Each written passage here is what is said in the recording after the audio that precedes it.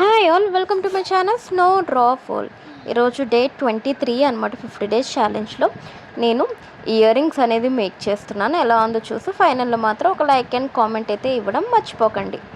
కావాల్సిన మెటీరియల్స్ ఏంటంటే, first OHP sheet తీసుకున్నాను. దాని తర్వాత డైమండ్ షేప్లో స్కై బ్లూ కలర్ కుందన్స్ తీసుకున్నాను. అండ్ అలానే డ్రాప్ షేప్లో స్కై బ్లూ కలర్ తీసుకున్నాను. అలానే 4mm రౌండ్ కుందన్స్ తీసుకున్నాను. సేమ్ మొత్తం స్కై బ్లూ అనమాట నేను చేసేది. ప్రాసెస్ వస్తే ఫస్ట్ నేను ఓహెచ్పి షీట్ పైన B7000 గ్లూ అనేది స్టిక్ చేసుకొని దానిపైన ఫస్ట్ 4mm రౌండ్ కుందన్ అని స్టిక్ చేసుకున్నాను. దాని తర్వాత డైమండ్ షేప్లో స్కై బ్లూ కలర్ కుందన్ అనేది స్టిక్ చేసుకున్నాను పైన కోసం అనమాట. ఇదేమో కింద హ్యాంగింగ్ కోసం. సేమ్ ప్రాసెస్ అనమాట.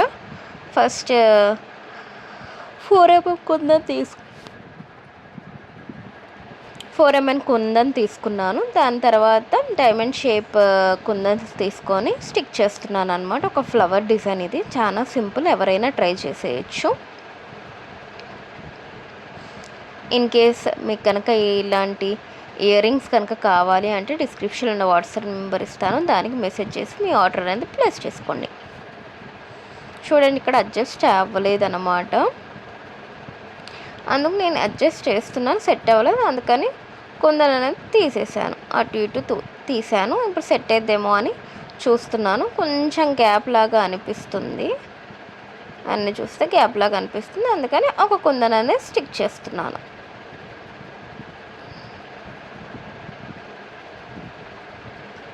అలా మీరు చూసుకుంటూ స్టిక్ చేసుకోండి, ఎక్కడెక్కడ గ్యాప్ వస్తుంది ఏంటి అనేది. దాని తర్వాత మళ్ళీ B7000 గ్లూ తీసుకున్నాను. దాని తర్వాత డ్రాప్ షేప్లో స్కై బ్లూ కలర్ కుందన్స్ అనేది తీసుకొని స్టిక్ చేస్తున్నాను అనమాట. అంతే, చాలా ఈజీ అనమాట.